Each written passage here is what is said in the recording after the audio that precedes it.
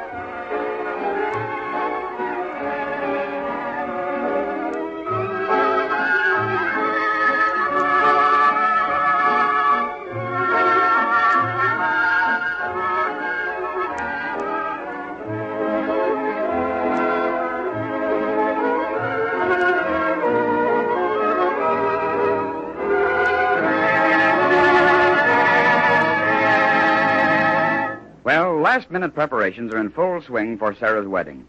The younger of the Bloom girls, Yetta, is making final additions to her makeup as Mama Bloom speaks to her with a sigh. Yetta, why do you have to go out? Oh, I've told you 40 times I have to play bridge. Her sister's going to be married in 3 days, and she wastes the whole afternoon finific. Oh, stop, Mom. I can't understand it. In our family has never been gamblers. Must be on Papa's side. Oh, there's no gamblers on Papa's side that I know of. Oh, no. What's the matter with your Uncle Ike? He'll bet you on anything. Up to his last cent, he'll bet you. I didn't know that. Sure. He'll bet you anything he's got. He'd even bet his wife. Although if I was him and I had his wife, I'd lose her on purpose. Is she that bad? Whatever I told you about her, still the truth would be voiced. It's only your good luck she lives in Seattle. She's a borrower. Whatever you got, she wants to borrow it. Gee. I don't mind if people borrow something sensible, like a pound of butter or a cup of flour or even $10. But your Aunt Lena, she borrows shoes, stockings, frying pans, chairs. I think she gets up in the morning before breakfast and says to herself, where can I borrow something? No kidding. Say, last time she was here, I made Papa hide his new teeth. Oh, she wouldn't have borrowed those. Oh, no, with your Aunt Lena, there's no rules. Well, I gotta go now, Ma. Yet, if you go now, who's going to answer the phone? Oh, maybe it won't ring. That telephone's been ringing steady since your sister got engaged. I'll bet you on a wedding like this, the telephone company makes more profit than the bride and groom. Well, you've got nothing to do in particular this afternoon, have you? Mrs. Fink is coming over with her sister from Philadelphia. Well, what's her sister doing here? How do I know? Oh, maybe she's come over to buy some new dresses, huh? With a face like that, she don't need new dresses. She should get herself a thick veil and let it go at that. I don't think I've ever seen her. Yet, if you'd seen her, you'd have remembered her. Faces like hers, you don't forget. Is she that ugly? That ugly? Uglier. Every woman's got the right to be as ugly as she wants to. But Mrs. Fink's sister takes advantage. Oh, Mrs. Fink is no beauty. Compared to her sister, Mrs. Fink is a Venus de Million. Venus de Milo, Ma. Venus de Milo. How can I remember all those foreign names? Well, what are they coming over here for? I suppose they want to look at the presents. Well, couldn't they wait till the wedding? Not Mrs. Fink. Why not, Mrs. Fink? She wants to see what everybody else is sending so she can send something bigger. Well, you'll have to do the best you can because I promised to go. Oh, will you give me $5, Ma? $5? Yeah, please, Ma. Couldn't you do it a little cheaper? Now, I don't want to take any chances. I might lose. Playing for $5 is gambling. Well, it's gambling if you play for only a quarter. It ain't so much gambling. What kind of bridge you playing? Contrast? Not contrast, Mel. It's contract. I thought contract when you bought a house. Well, it's the same word. Well, so long. Oh, wait a minute. I have to have another $1. What for? Well, I have to get a manicure. $1 for a manicure? Sure. You can't tell me that. I had a manicure myself 2 years ago, and it was only 50 cents. Well, just make up your mind to get a manicure for the wedding. You don't have to tell me that yet. I'm going to get a manicure and a footicure. A what? A footicure. My feet need tending to. It's a pedicure, Mother. Whatever it is, I'm going to get one. Because if I don't, when I get new shoes, they'll kill me. Well, give me the $1, Ma. Hurry up. I've got to go. Here's the $1. And don't think of anything else. And whatever you do, don't let them put that red stuff on your nails. Makes your fingers look bloody, like you just killed a chicken. Well, it's a new style, Ma. Around the fingers, you be old style. Hurry back, darling. Goodbye. Answer that, Yetta.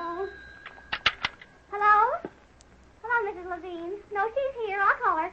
Oh, Ma, Mrs. Levine wants wants to speak to you. All right, I'm coming. Goodbye, then. Goodbye, darling. Hello, Mrs. Levine. How's it by you? I'm glad to hear it. The same by me, I'm very happy to say. All except Jake's feet. You should see my husband's feet. He's got on his big toe a careless that's biting him something terrible. You don't say. Who? Sure, I know him. He's your cousin. You'll excuse me for a second, Mrs. Levine. The doorbell's ringing. Why, hello, Mrs. Fink. How are you, Becky? I'm fine, but there's your sister. Oh, she had to go downtown to buy a whale. A veil. How's everything in Philadelphia? Sit right down. Take off your hat, maybe. I'm so glad to see you. How's Jake? Jake's feet are terrible. How's your husband? Oh, Monroe is feeling fine. The trouble is he never gets any exercise, you see. I know. He's always riding in the automobile. Yeah, terrible. I don't mean the car. Our new car. I remember you told me last week. It's got everything the best. I don't see how you can be so calm. If my daughter was going to be married, I would be the busiest person in the city. Not that I'd have anything to do. Our servants are so very I should say they are. Say, why shouldn't they be? The money I pay them and the food I give them. You don't say so. Why, lots of families, the rich ones, too, as rich as we are. When they have chicken, they get hamburger steak for the servants. In our house, when we have chicken, every one of the servants gets chicken, too. You don't say. Every single one. Every single one. It's the same with everything else.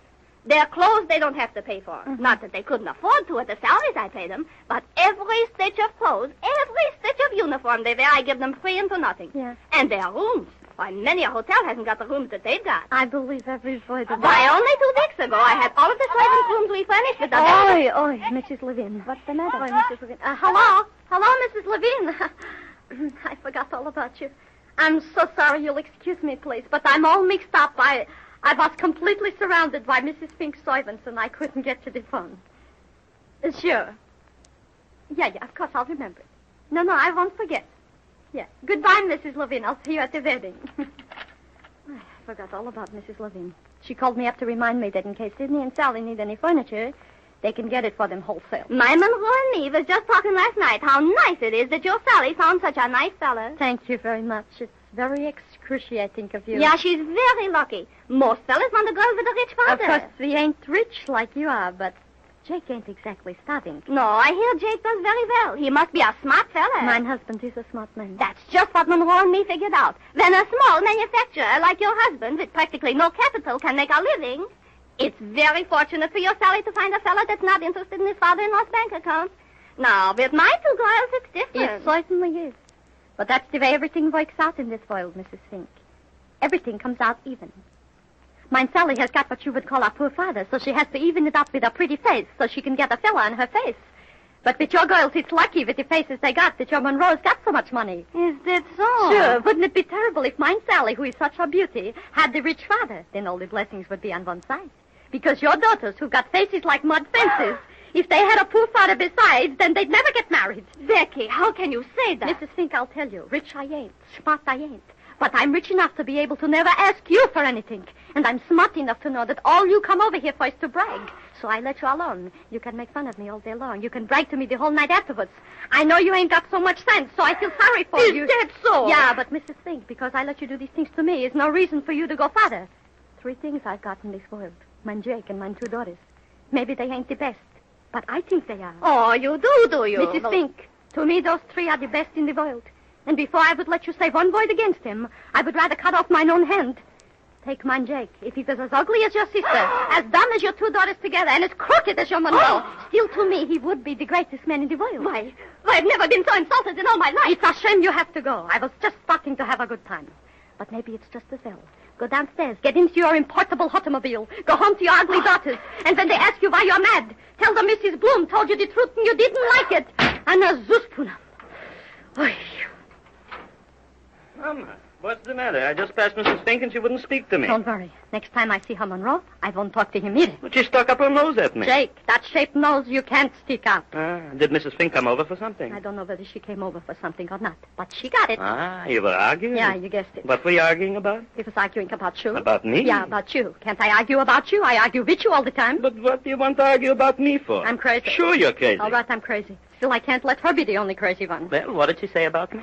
She said you wasn't so good looking. All right, so I'm not so good looking. What's the difference? You don't care. I didn't need her to tell me I wasn't so good looking. I knew it 40 years ago. Yeah, I know you're no Apollinaris, but compared to her Monroe, You could win contests. Oh, so that's what you fought with her about. She also said you was not so smart. All right, I'm dumb, I admit it. I wouldn't admit it to her. If I wouldn't be dumb, how could I marry a woman like you who argues with a woman like Mrs. Fink how smart I am? Mm-hmm. I think you're talking too close to your language. And I think your language is too far away from your words. Yeah, you're not talking like Mrs. Fink. As long as I don't look like her, I'm satisfied. Oh, so you do think you're good-looking, eh? Between her face and good-looking is still a sleeper jump. You say someone was jumping on her face? I didn't say it, but I think it happened. Every time I think of that Mrs. Fink, I start boiling up. My fever goes up to 0. All right, Mama, why don't you quit thinking about it? She said you didn't make much money. All right, she's right. All right. I'll admit you're not a United States mint julep. But you're not exactly a beggar on horseback either. Still, there was nothing to argue about. Why don't you keep calm like me? I am calm. You call what you are calm? Sure. I'm laughing. You didn't think I was angry, did you? Of course you're angry. Jake, I'm so calm that if you don't stop talking how angry I am, I'll go crazy. All right, I'll stop. Let's drop the whole suggestion. Of course.